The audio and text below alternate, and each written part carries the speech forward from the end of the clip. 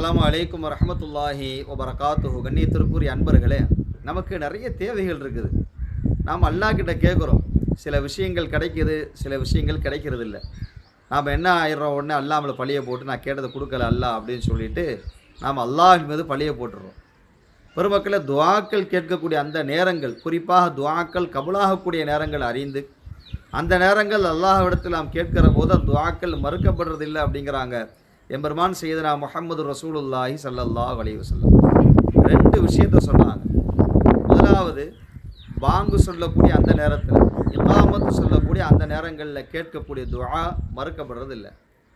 அதே மாதிரி மழை பெய்யக்கூடிய அந்த நேரங்களில் கேட்கப்படக்கூடிய துஆ மறுக்கப்படுவதில்லை அப்படின்னாங்க ஸல்லல்லாஹு அலைஹி வஸல்லம்.